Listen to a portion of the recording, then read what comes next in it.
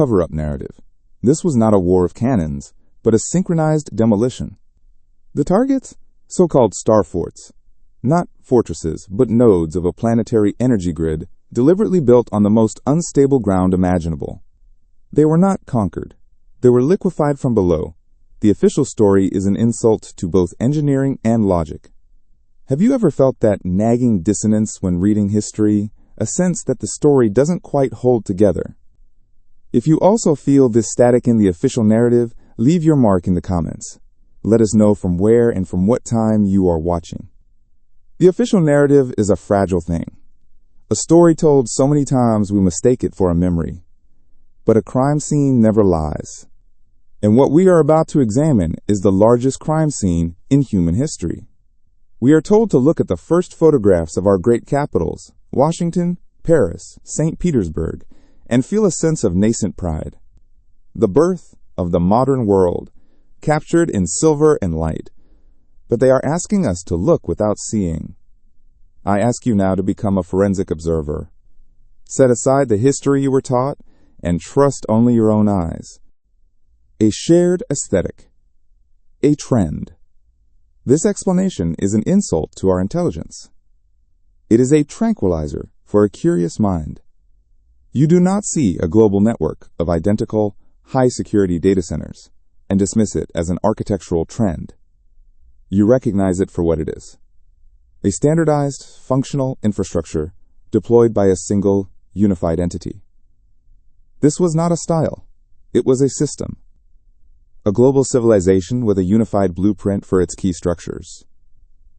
These buildings were not embassies of culture.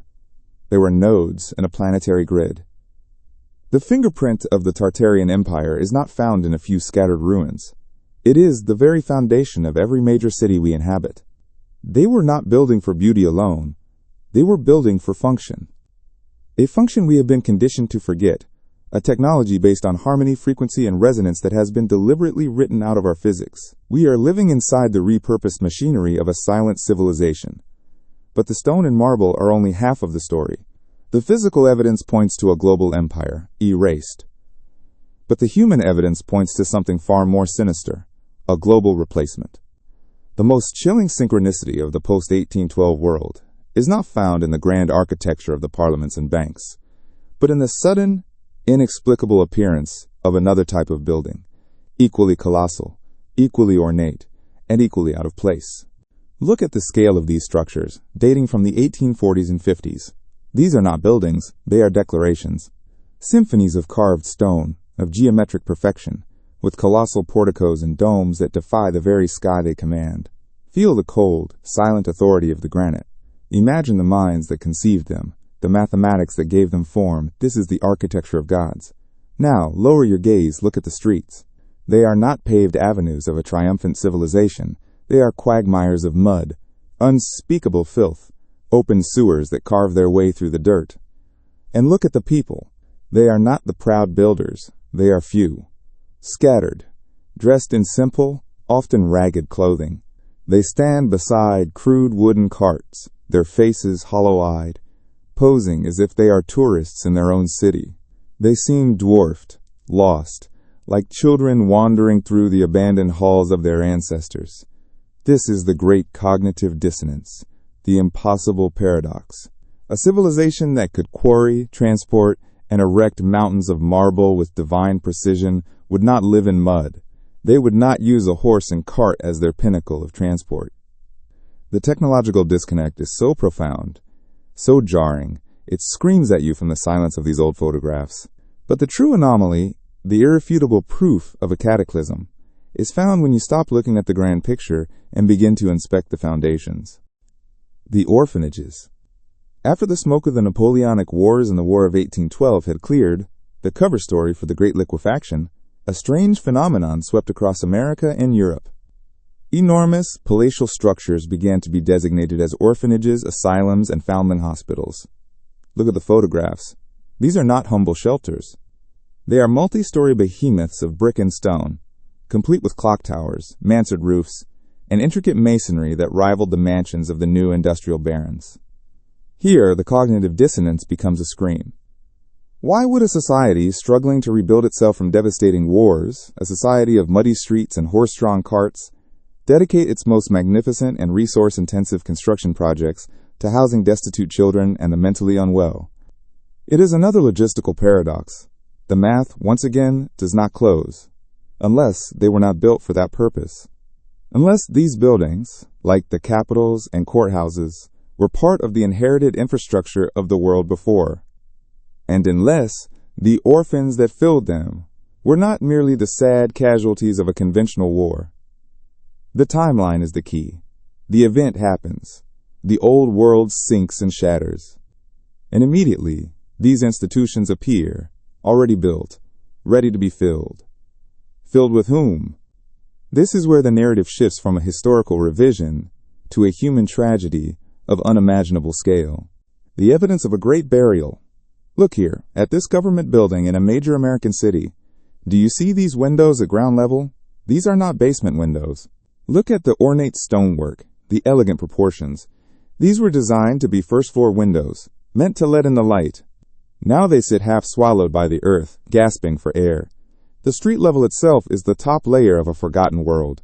And the doors, monumental archways, 10, sometimes 15 feet high, built for giants, leading directly into a wall of dirt. They are frozen invitations to a world buried just beneath our feet. This is not erosion. This is not poor city planning. This is the scar tissue of a cataclysmic event. It is a mass sinking, a liquefaction. And here is the final damning piece of evidence. Look at the repair work. Where the original, masterfully cut stone of these foundations has been exposed, you see it patched with crude, brutal brickwork. The fine, seamless joints of the original builders are contrasted with the clumsy, hurried mortar of those who came after. It is a confession in stone and clay. It tells the story of a lesser people, a technologically inferior culture, finding these titanic structures half buried and attempting to make them usable again. We propose that these orphan trains that crisscrossed America, these vast, state-run orphanages, were not acts of charity. They were the logistical mechanism of a global repopulation program. They were processing centers for the survivors of the cataclysm.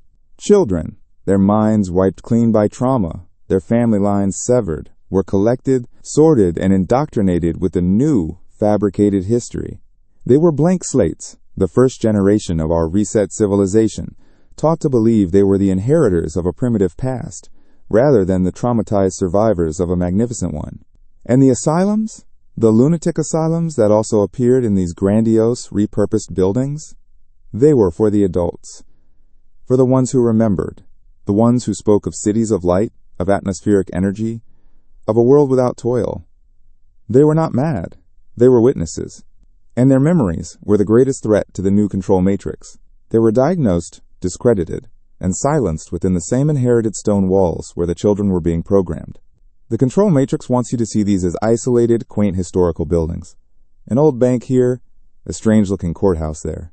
It relies on the compartmentalization of your mind, on the nationalistic stories that keep you from seeing the global pattern.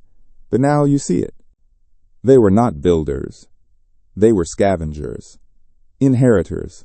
They found a world of impossible technology and claimed it as their own, patching the wounds of a catastrophe they themselves could not explain. Look closely at this image. Your own eyes are the only expert witness required here. You are standing at the edge of the official narrative, and it is crumbling into dust. If you see it too, if you feel the deep, unsettling wrongness of this picture, acknowledge it. Let the algorithm know that more eyes need to be opened to the truth of this inherited world. We are not looking at the dawn of our civilization. We are looking at the morning after a funeral. And so, we arrive at the storybook, the part of the program where they ask us to suspend our disbelief, to silence the nagging voice of reason, and to simply accept the official account. They present us with a neatly bound volume of history, filled with heroic tales and miraculous feats of national will. But when we, as forensic investigators, open this book, we don't find history. We find a script, a poorly written one. A narrative so riddled with logical fallacies and impossible timelines that it collapses under the slightest pressure. This is the section where we examine the sheer, almost comical, fragility of that official narrative. These structures are everywhere. Have you felt it in your own city? Have you walked past the old central post office, the county courthouse, the public library with its colossal columns and doors built for giants, and felt a deep, unsettling sense of anachronism? You were told it was built by your town's founding fathers in a few short years with mules and pulleys. You are looking at a lie. They are not monuments to your local history. They are the tombstones of a global empire. They are the evidence of the crime. Tell us where you have seen them, in your town, in your travels. Add your node to the growing map of the forgotten world. This is how we reclaim the territory of our own minds. We must first map the prison we were born into. They did not just bury cities in mud. They buried our very lineage. They replaced our authentic memory with a hollow story.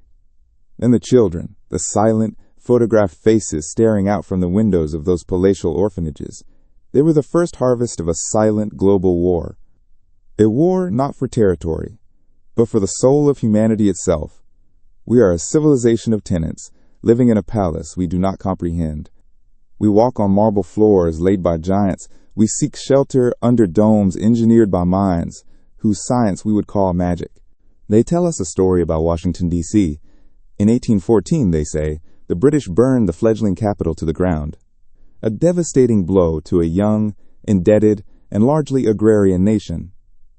Yet, in the very next chapter of this fairy tale, the city rises from the ashes, grander than before, monumental structures of granite and marble, with domes and columns that would make a Roman emperor blush, seemingly spring from the scorched earth.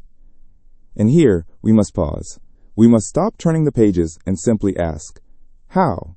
How did a nation with virtually no industrial infrastructure, no national railway system, and a severe shortage of skilled labor manage to quarry, transport, and erect thousands upon thousands of tons of precision-cut stone in a matter of a few years? The official explanation is a quiet mumble about patriotism and grit, but patriotism cannot suspend the laws of physics. Grit cannot conjure a 10-ton marble column from a swamp. Let us be brutally practical for a moment. Imagine the logistics. The massive blocks of stone for the Capitol and the White House had to be hewn from quarries miles away. They had to be moved, not by diesel trucks on paved highways, but by wooden carts pulled by oxen, through mud and forest. And like children who find the control panel of a starship and use its glowing buttons to play a game of make-believe, we have repurposed the masterworks of our ancestors into crude caricatures of their original function. This is the deepest, most tragic layer of the Great Deception. Not just that our history was stolen, but that we, the survivors, have become the unknowing curators of a museum of forgotten gods, mistaking their technology for art, their science for religion. Anthropologists have a term for this phenomenon, observed in isolated tribes who encounter advanced technology they cannot replicate. A cargo cult. They see the airplanes of a foreign power land and deliver goods, and so they build effigies of airplanes from sticks and vines, performing rituals in the hope that cargo will once again fall from the sky. They mimic the form, but have no concept of the principle. We are that tribe. We are a global cargo cult. Consider the great cathedrals, those colossal instruments of stone and glass. The official narrative tells us they were built for worship, their acoustics designed to amplify the praise of a choir. This is the equivalent of saying a nuclear reactor was designed to be a decorative space heater. The truth, etched into their very geometry, is one of resonance. They had to be lifted into place, not by steel cranes, but by ropes and pulleys. Every single step of this process represents a logistical paradox of staggering proportions. The sheer mathematics of it are an insult to our intelligence. They are showing us a finished, perfect product and completely omitting the factory, the supply chain, and the workforce. It's like finding a Swiss watch in a field and being told the local farmers cobbled it together in a weekend after the harvest. Do you truly believe that? Or do you, like us, begin to feel the creeping sensation that you are being lied to on a fundamental level? And this anomaly is not isolated. The script repeats itself across the globe with suspicious consistency. We are told that Moscow was burned in 1812 to halt Napoleon's advance, a sea of fire that consumed a city built largely of wood. And yet what emerges almost immediately after? a metropolis of stone and neoclassical grandeur, as if the fire was merely a theatrical device for a scene change. Again, we must ask the forbidden questions. Where did the materials come from? Where are the records of the tens of thousands of specialized masons, engineers, and laborers required for such a phoenix-like reconstruction? The history books are filled with the names of generals and czars, but they fall into a great silence when it comes to the practicalities of this impossible rebirth. These were not houses of prayer, they were engines of frequency. The vast, vaulted ceilings, the precise placement of columns, the stained glass windows filtering light into specific chromatic frequencies, it was all part of a system of cymatics, designed to harmonize. The pipe organ was not a musical instrument, it was the ignition system. Its complex array of pipes was a sonic motor, built to generate specific, powerful frequencies that would resonate with the structure itself, turning the entire building into a therapeutic device on a civic scale. It could heal the body, calm the mind, promote the growth of plants, and perhaps even stabilize the local atmosphere. The builders understood that reality is vibration, and they built machines to tune that vibration. And what have we done? We replaced the master organist, the sonic engineer, with a humble musician. We replaced the science of harmonic resonance with the simple piety of a hymn. The act of gathering inside became a ritual of social cohesion, a ghost of its original, biophysical function.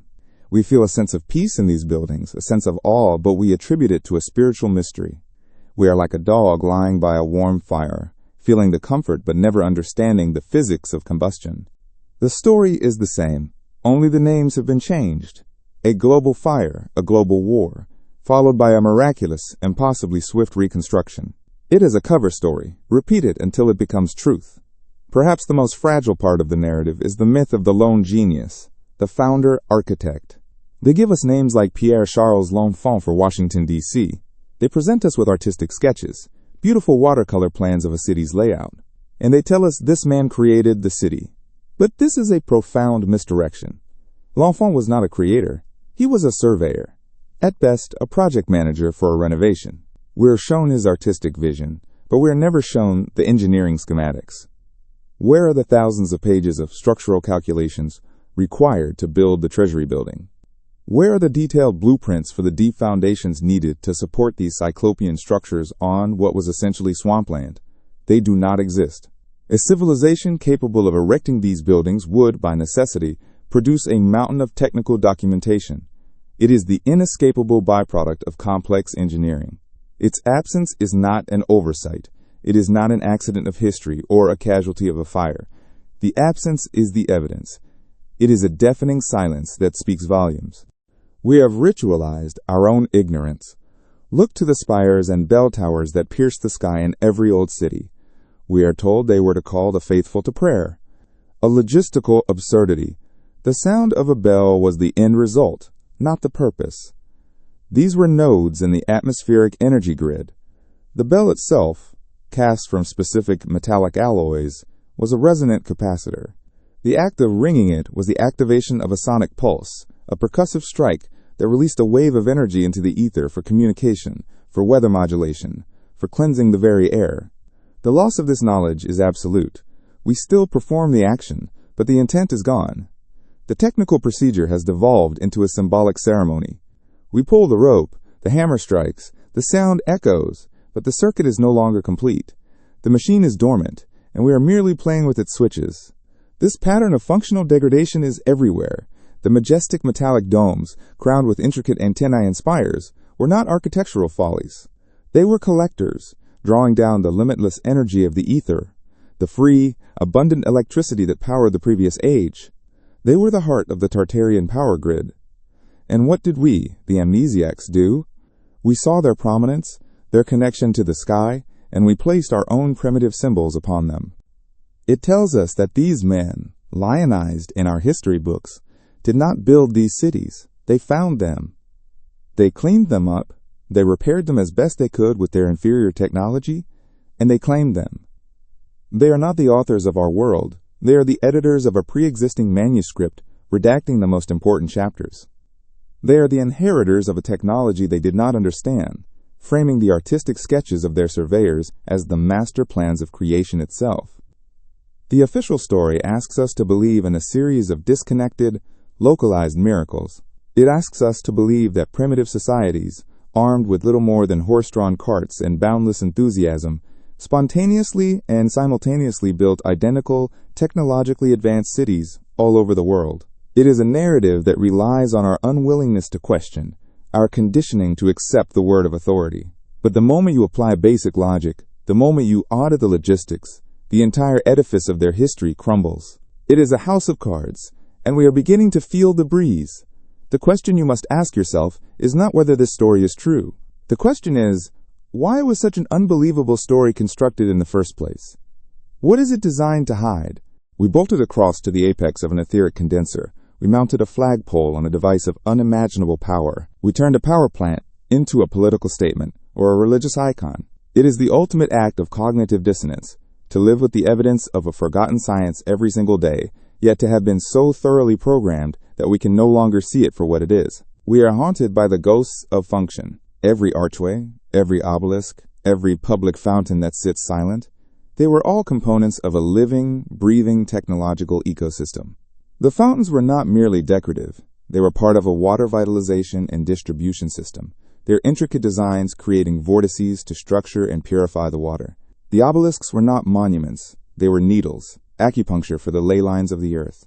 We have kept the hardware, but the software, the knowledge, the consciousness, the very understanding of the universal principles at play has been wiped clean. We are a species with phantom limb syndrome, feeling the echo of a power we once possessed, a memory that flickers just beyond the grasp of our conscious mind. It is a profound ancestral sadness, a sense of loss for something we cannot even name. If this vision of an amnesiac humanity, of a cargo cult living in the ruins of a technological Eden, resonates with a truth deep within you, check if you are subscribed. The fragility of their narrative is not a weakness. It is a clue. It is a breadcrumb trail leading away from the children's tale and towards the scene of a forgotten global crime. We have been told that our ancestors were pioneers, that with grit and sweat and simple tools, they carved magnificent empires out of the wilderness. We are shown the portraits of the architects, the names of the founders, and the dates of dedication.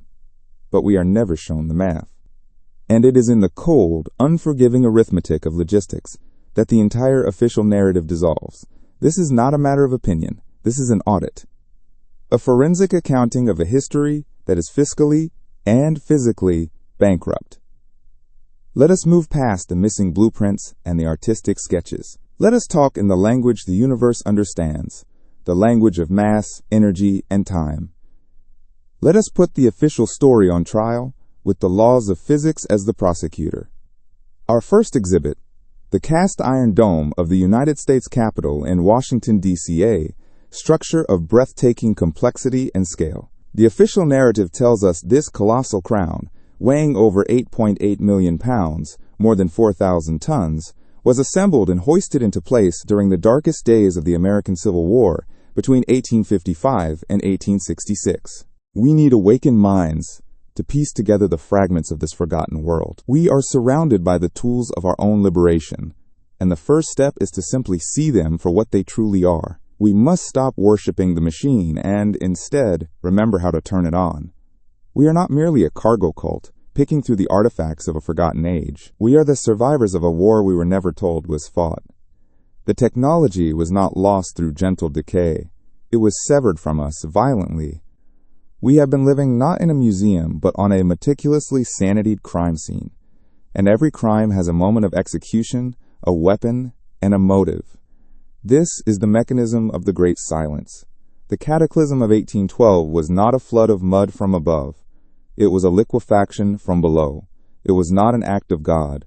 It was an act of war. Imagine a weapon that does not explode, but resonates. A silent, sonic scream, tuned to the precise frequency of the water, held captive in the earth beneath the great Tartarian cities. A frequency that commanded the very soil to forget its solidity. The ground did not shake. It dissolved. It became a thick, hungry fluid. A time when the nation was tearing itself apart, when every available man, every pound of iron, every dollar was supposedly being funneled into the war effort. Yet, we're asked to believe that, in the midst of this existential crisis, a project of this magnitude was not only continued but completed. Let us be clear about what 4,000 tons represents. It is the weight of 35 modern blue whales. It is the weight of 8 fully loaded freight trains.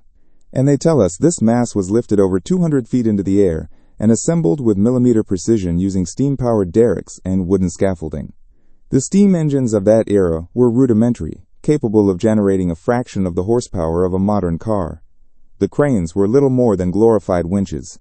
The proposition is a logistical paradox of the highest order. It is the equivalent of asking a Roman legion, using only levers and oxen, to build a nuclear submarine on top of the Colosseum. Think of the sheer industrial mechanics. Every single one of the thousands of cast iron pieces had to be forged. Where was the foundry with the capacity to produce such massive, custom-molded components? The historical record is silent. These pieces then had to be transported through the muddy, unpaved streets of a city under wartime strain. The star forts, those nodes of a global energy grid, were the primary targets. Their own power, their own resonant principles, were turned against them. They were designed to stabilize the Earth, and so the weapon was designed to destabilize it at its most fundamental level. The magnificent structures, with their foundations driven deep into the bedrock, did not crumble or fall. They were swallowed. They sank into the slurry of what was once solid ground, buried in an instant by the world that was meant to support them. The mud was the aftermath, the evidence of a planetary-scale assassination, and from the dust and chaos, the architects of this reset emerged, not as conquerors, but as saviors. The parasites. They who had wielded the weapon of liquefaction now offered the blanket of a new history. They gave us the glorious, nonsensical narratives of the Napoleonic Wars and the War of 1812. They crafted heroic tales of cannonballs and bayonets to explain the obliteration of a global infrastructure by a weapon we couldn't even comprehend. They gave us flags to wave and anthems to sing, forging new, smaller identities from the ashes of a unified, global civilization. It was the most audacious act of social engineering ever conceived. They destroyed the world, and then sold us a story about how they saved it. How? On what kind of wagons? Pulled by how many thousands of horses or oxen? An army of men would be required for the lifting and assembly alone. But this army requires its own logistics. They must be fed, housed, and paid. Where did the food come from for this shadow workforce, when the Union Army itself often struggled with its supply lines? Where are the payroll records? Where are the housing plans? The official history presents us with the finished monument, but it completely omits the factory, the supply chain, the entire industrial ecosystem that must exist for such a feat to be even remotely possible. It shows us the miracle, but hides the machinery. This is not history. It is a magic trick, a grand illusion built on a foundation of missing evidence. Now, let us widen our lens. Let us travel to the marshlands of the Nava River, to the city of St. Petersburg. We are told this grand metropolis, a sea of granite and marble, was willed into existence out of a swamp by Peter the Great in the early 1700s. Again, the numbers betray the narrative. To build a city on a swamp, one must first create a foundation. This required driving hundreds of thousands, perhaps millions, of wooden piles deep into the unstable ground. This was the birth of the engineering of oblivion, a multi-generational program to ensure we would never look down, never dig, never question the new, shallow reality they had built atop the old one. A new education system was instituted, a control matrix for the mind that scrubbed the memory of the past. Concepts like ether, atmospheric energy, resonance, and the harmonic principles of the earth were not just omitted, they were ridiculed, relegated to the realm of fantasy and pseudoscience. They gave us a new physics, a new history, a new god of scarcity and toil. And for the physical evidence that remained, for the stubborn buildings that weren't fully submerged, for the libraries and records that survived the initial purge, they had a final, brutal solution. A campaign of strategic arson. The great fires of the 19th and early 20th centuries, Chicago, San Francisco, and countless others, were not tragic accidents.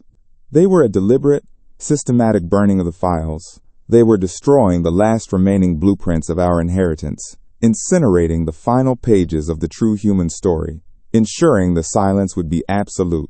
They took our history, our science, our potential, and left us with a lie, a layer of mud, and a profound, aching amnesia. Silence is their most powerful weapon. This alone would have required the deforestation of entire regions. Where did this timber come from? How was it transported? Then came the stone. The granite for the embankments was quarried in Finland, hundreds of kilometers away, and had to be transported by sea. We are talking about millions of tons of stone. This would necessitate a naval fleet of barges and ships larger than many national navies of the time, dedicated solely to this construction project. Where are the records of this massive fleet? Where are the shipyards that built them? To dress and place these stones would require tens of thousands of skilled masons. Where did this instant population of craftsmen come from in a largely agrarian society? To make the bricks for the buildings in between, you would need the largest brickworks in the world, consuming mountains of clay and forests for fuel. The silence in the archaeological and historical record is deafening. We are shown a finished, perfect city as if it were delivered whole. It is like finding a brand new smartphone lying in the middle of an uncontacted jungle and concluding the indigenous tribes must have figured out how to mine silicon, design microchips, and write operating systems. The conclusion is absurd because it ignores the absolute necessity of the unseen infrastructure. Our voice is the antidote. Sharing this transmission is not a casual act. It is an act of defiance against the engineered silence. Send this to those who are ready to remember. And so, we arrive at the final, unavoidable conclusion. The quiet, terrifying truth that underlies the entire human experience of the modern age. We are a species with amnesia, a culture in convalescence. We are the orphans of a cosmic catastrophe, born into the ruins of a palace and told it was a primitive hut we built ourselves. This is the ultimate effect of the Great Reset, the final goal of the engineering of forgetting, not merely to hide a cataclysm, but to sever us from our own identity, to convince a lineage of kings that they are descended from beggars. They taught us a story of linear progress, of a slow, painful crawl out of the mud towards the light. But the evidence, the silent stone and the impossible mathematics, tells a different story. We did not crawl out of the mud, we were pushed into it. We are not the pinnacle of civilization. We are the shell-shocked survivors, living in the shadow of technological and spiritual giants, struggling to understand the fragments of their inherited legacy. Our governments, our academies, our revered institutions, they are not the pillars of our society. The factory is the proof of the phone, the supply chain is the proof of the city. Without it, we are not looking at a construction site. We are looking at a scene of inheritance. We are looking at a civilization of survivors, camping in the ruins of a far greater one. We see their primitive carts parked next to colonnades of impossible grandeur. We see their simple clothes against a backdrop of divine architecture. This is the ultimate cognitive dissonance. They did not build these structures. They moved into them. They cleaned them out. They repaired them with crude brick and mortar, the evidence of which we can still see today, scarring the foundations of these cyclopean buildings. They were the inheritors of a world they did not understand, and their historians, the architects of the new narrative, wrote them into the role of creators. The mathematics do not lie. The numbers are not a theory. They are a verdict.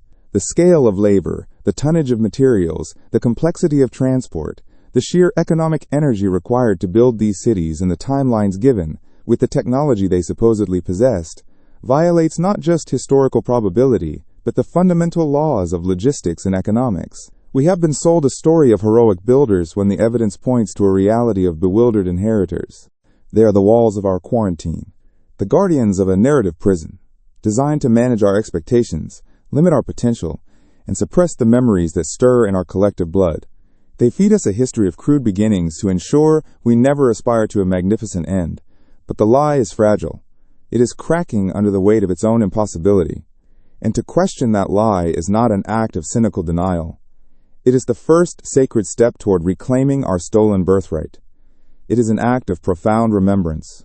Every buried window, every impossible timeline, every cyclopean structure that dwarfs its supposed builders, is not just a historical anomaly. It is a personal invitation, a call from our ancestors, echoing through time, urging us to wake up, to recognize that we live not in a world of our own making, but on a global crime scene. And this recognition is where our power begins. because once you see the bars of the cage, you can finally begin to search for the key. This investigation is not merely about old buildings and forgotten empires. It is about a fundamental redefinition of what it means to be human. The autopsy of our official history is the only way to resurrect our future potential. The equation simply does not balance. And if the numbers presented by the official narrative are impossible, then the narrative itself is a lie. It is a cover story, a carefully constructed fable to hide the truth of our own past, to make us forget that we are living on a planet that was once home to giants. If physics and economics allow for another path, a way for this equation to balance using the official story's variables, the academic world has yet to present it. If you have found it, please illuminate us. Until then, we must conclude that we are not looking at a history book. We are looking at the accounting ledger of a cosmic crime. The logistical paradox is not a localized anomaly. It is not a curious footnote in the history of Washington, D.C. or St. Petersburg. We have followed the cold, hard numbers, and they have led us to the edge of an abyss. The official narrative, with its tales of heroic builders using primitive tools to erect monuments of impossible scale, has been exposed not merely as an exaggeration, but as a deliberate and systemic fraud. The impossibility we uncovered is not the exception, it is the rule, and that rule was applied globally. This is the point where the neatly compartmentalized histories they taught us in school begin to bleed into one another, where the walls of the control matrix begin to show their cracks. The investigation does not stop here, it deepens. If you feel the pull of this truth, if you are ready to continue excavating the world that was hidden from us, subscribe and activate the notification bell. You are not alone. Welcome to the Resistance. The crime scene is not a single city, it is the entire planet. Prepare for a sense of geographic vertigo. Let your mind's eye detach from the fabricated timelines and national borders. First, look to Buffalo, New York. See the colossal bank, a Greco-Roman temple dedicated to commerce, with its granite columns and ornate pediments, supposedly erected in the 19th century. Now, in an instant, jump an ocean 6 time zones away to the Opera House in Odessa, Ukraine. The same soaring arches, the same impossible masonry, the same signature of a forgotten majesty. It stands there, a perfect echo. Now we cross another hemisphere, to the Parliament House in Melbourne, Australia, a continent away, born from a penal colony, we are told, yet boasting a facade that would make a Roman emperor weep with envy. And again, we leap across the vast Pacific to the old post office in Manila in the Philippines. The same Ionic columns, the same divine symmetry, the same architectural DNA. Buffalo, Odessa, Melbourne, Manila, Paris, Chicago, Havana, Buenos Aires. From the frozen north to the tropical south, the pattern is undeniable, a silent, stony testament broadcast across the entire earth. The architects of our current reality, the wardens of the official narrative, would have us believe this is simply cultural influence.